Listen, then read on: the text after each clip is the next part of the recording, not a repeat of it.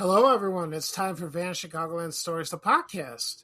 I'm your host, Pete Costanis. This is episode 516, season 21. Today's date is February 17th, 2026, and welcome to the show. On today's program, I'm going to talk about the Aldens Catalog Company. They were based in Chicago.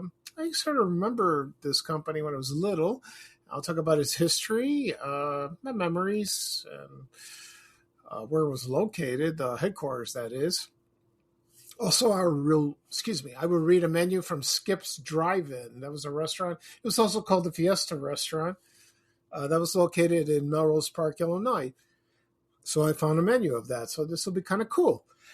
Before I get started, the program will go to a commercial break. And this program is brought to you by Campbell's Soup for One. That came in individual cans. And here's a commercial from 1977. So sit back and relax, and I'll be right back with the rest of the show, folks. Thank you. It's one terrific bowl of soup. Presenting Soup for One. Single-serving cans of great soups from Campbell. It's one terrific bowl of soup. Old world vegetable. Just add half a can of water for one terrific bowl of soup. For when I miss family dinner. Old-fashioned bean. It's one terrific bowl of soup. Golden chicken and noodles. Soup for One is one terrific bowl of soup. Soup for One from Campbell. For one. Anyone. Okay, everyone, I'm back. I hope you enjoyed the commercial for Campbell's Soup for One. This commercial is from 1977. I think it was introduced late 70s. I remember the product. I remember the commercials. That lasted about until the early 80s. I don't know if they sell individually cans of soup, for Campbell's. Maybe other brands they do, but I haven't seen anything. Of course, we got Lipton Cup the soup. It was the powder like that. That was all right. I found an ad from 1983 that lists which soups came in Soup for One. I'm sure it's been changed. They've been changed. Some have been introduced. Some have been removed, discontinued, and then you get the idea. One was golden chicken and noodles. The other one was old world vegetable. New England clam chowder, old-fashioned bean with ham and bacon. Tomato Royale. Savory cream of mushroom. Burley vegetable beef, and full-flavored chicken vegetable. Okay. That sounds awesome. It really does, I, for one, love soup. I always love soup. My favorite is, of course, I'm Greek, is agoulemeno. And I'm having some leftover tonight. My mom made it. Oh, she makes the best. With the rice and all that. And it's egg lemon soup. If you go to a Greek restaurant or any diner, they serve that. It's awesome. I can eat it every day. I really can. I really can do that. It's my favorite, one of the best. Other soups I like clam chowder. I'm not crazy about clams, but I like clam chowder. I really do. I like that. Or chicken noodle. That is good too. I'm trying to think what else other soup. Oh, chicken and dumpling. That is awesome. I love that. Portillo's used to have that. They don't serve it anymore, which is a shame because it was delicious. Oh, it was years ago, maybe about 20 years ago, if you remember that. But, oh, well, that's okay. All right, so at the beginning of the program, I'm going to talk about the Aldens Catalog Company, and that was located in Chicago. And also, I will read a menu from Skip's Drive-In. I was located in Melrose Park, Illinois. Before I get started, let me give you a health update real quick. I'm doing okay. I have dry mouth. That's another side effect of Pluvito. Next is tiredness. So I posted a picture of me sucking on a lollipop. I'm doing the best I can. People tell me get the spray, get the biotin, get the mouthwash, get the lozenges. Oh, I got the spray. Yeah, I got that. I will get some lozenges maybe today, and then sucking on sugarless candy. Gum. People say, "Oh no, it's bad for you. Don't do that." No, please. It's only one. I don't know. Too many people dictate what I want to do. They ought to mind their own business. I don't do that. No. You know, even if they do something wrong, I will say something, but I won't boss them around. So that's fine. But people get overreacted. So I'm still losing weight. I weigh myself 197, so I lost about 2 pounds. So I'm eating less. I am eating, but I'm eating less. I don't have an appetite. Pluvito does that. Next appointment is a week from today. I will see my oncologist. We'll see about the blood work. It's doing fine. Then next Thursday, I will do more blood work to get started on my second injection, which will be the following Thursday. So it's in March.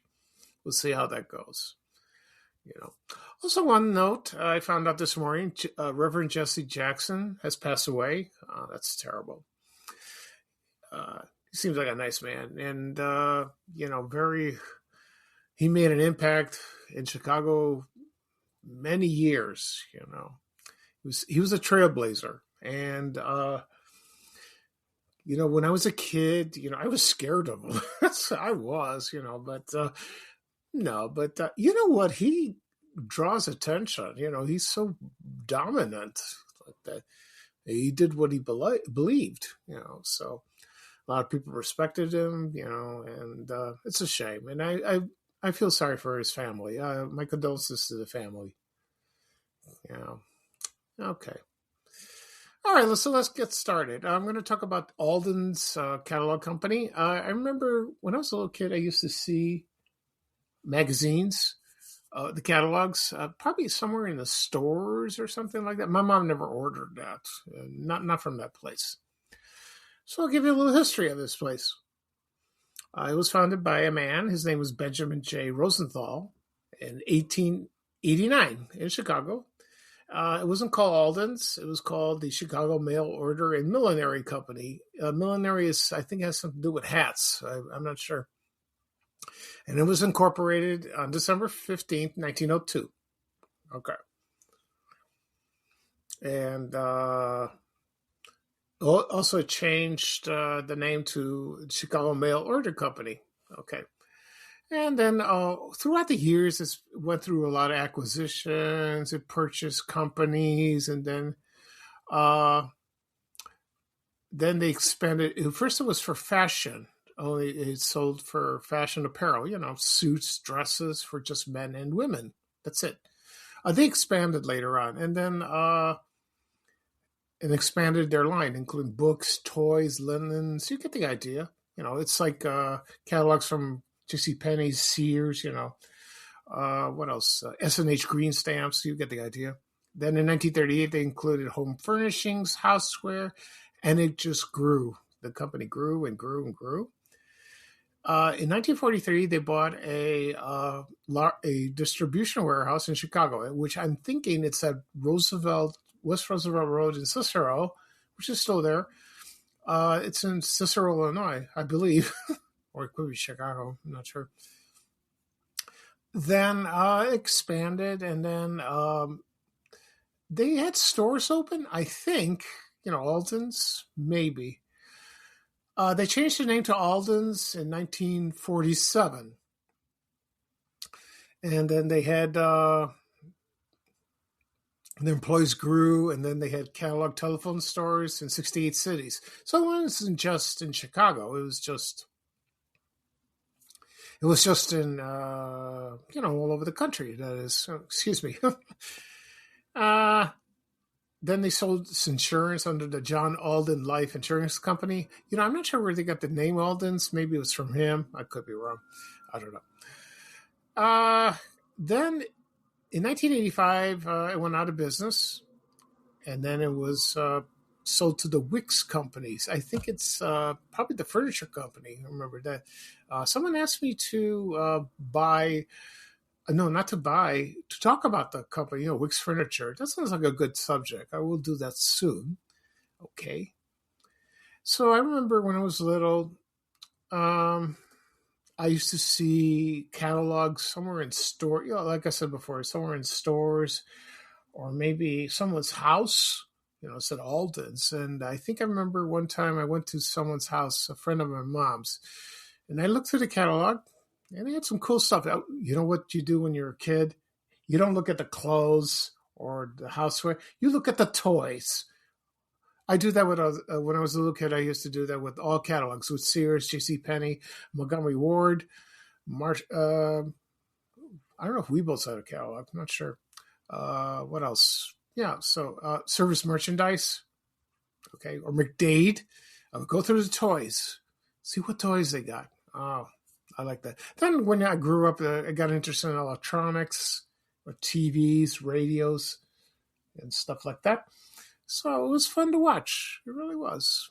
Yeah, I mean, to look through all that. And now catalogs, they're not printed anymore. If you want something, you go online, go through Amazon, or, Sears, discontinued their catalog in the 90s, something like that. And then they brought it back later, and then Sears went out of business. So, could you look at catalogs online? Probably. I think so. But it's fun but I remember when they mail it to you, it's a big book. Huge book like that, real heavy, had your address on it. So what is there in Aldens at the West Roosevelt Road, the location? Probably some, they changed it, but there's a few, there's still a few, it's an office buildings now. So, I drove by once years ago. I didn't know it was Aldens. I had no idea. No clue. So, all right. So right now I'm going to take a commercial break, and when I come back, I'm going to read a menu from Skip's Drive-In that was located in Melrose Park, Illinois. This was a very popular hangout back in the day. All right, so sit back and relax, and I'll be right back with the rest of the show, folks. Thank you.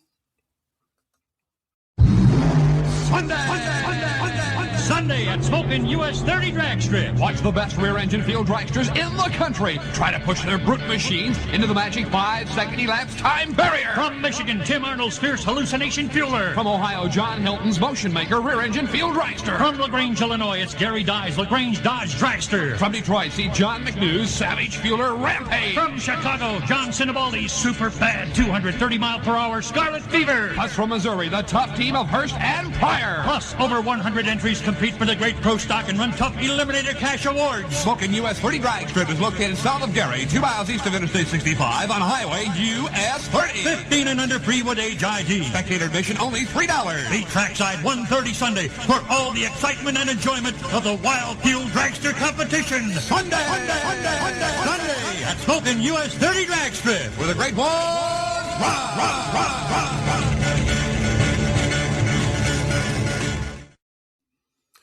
Okay, everyone, I'm back. I hope you enjoyed that commercial. It's so fittingly. Okay. Right now, I'm going to talk about Skip's Drive-In.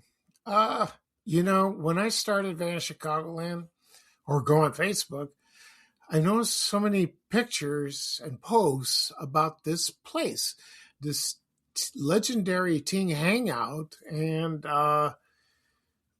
people still talk about it to this day. They miss this place so much. And, I remember seeing this when I was a kid. Someone mentioned it or saw pictures of it. I didn't give it a second, I never gave it a second thought at all.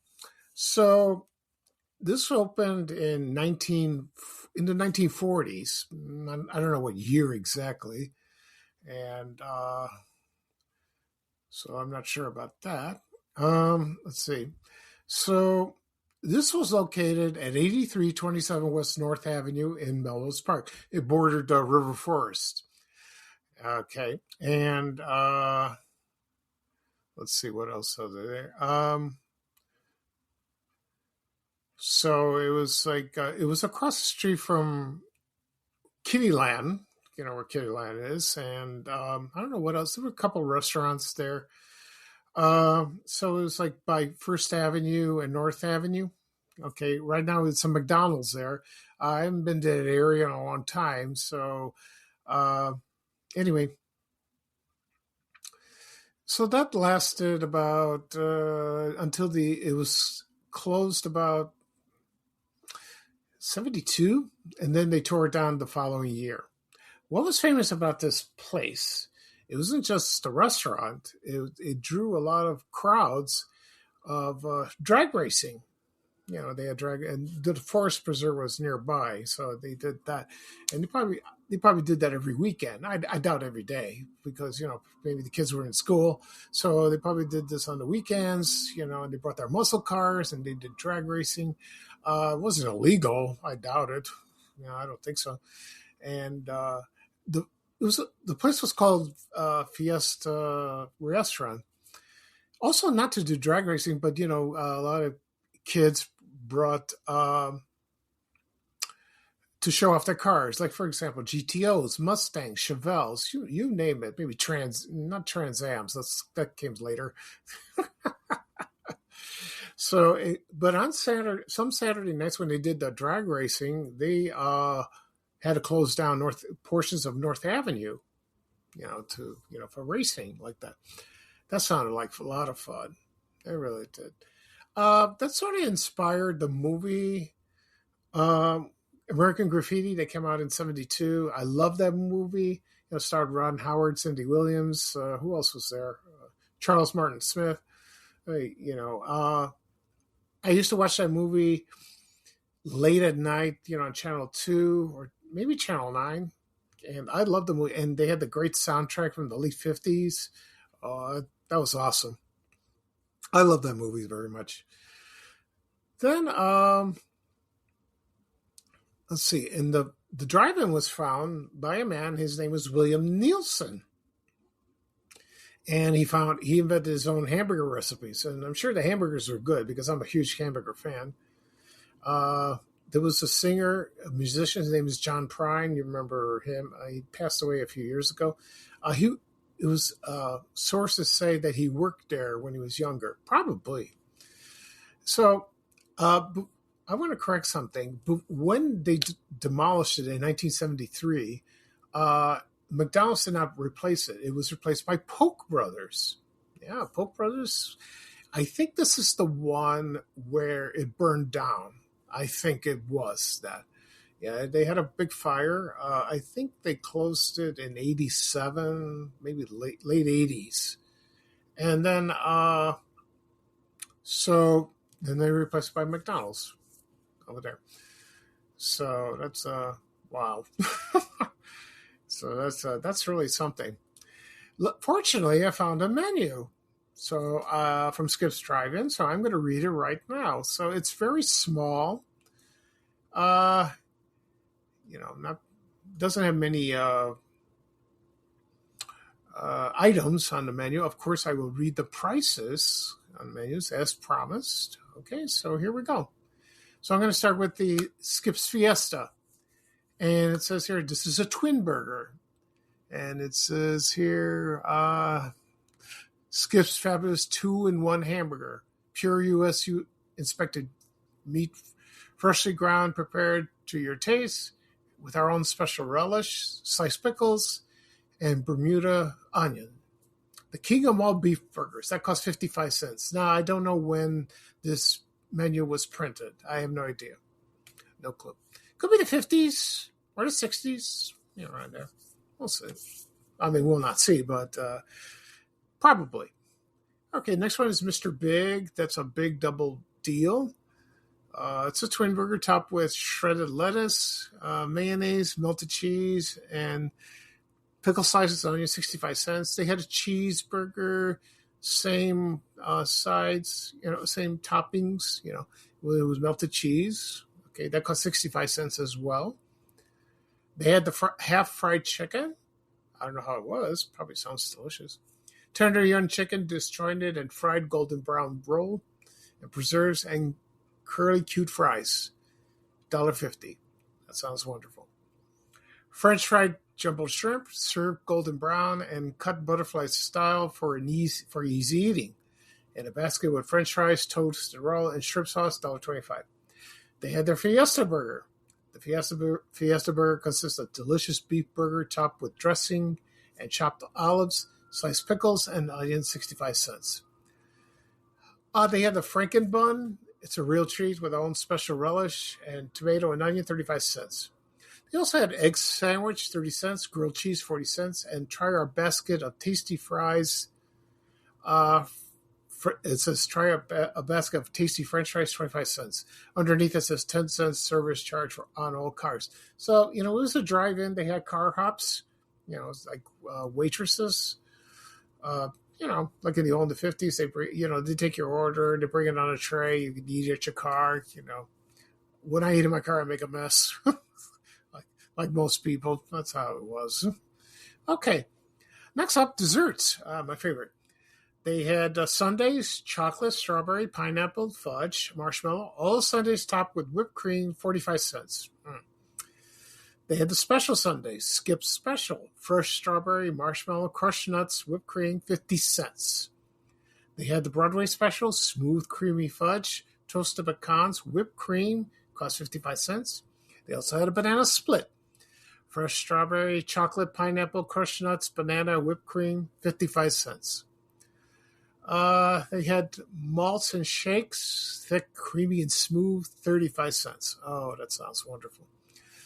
They had sodas, like root beer and Coke flavor, cool and refreshing. So maybe there were floats. This cost 35 cents.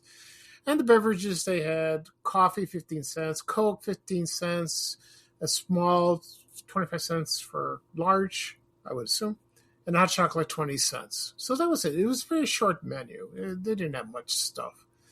So that's fine. It's also a short podcast. I'm sorry about that. So, when I was a kid, I never went to drive-ins. Not really.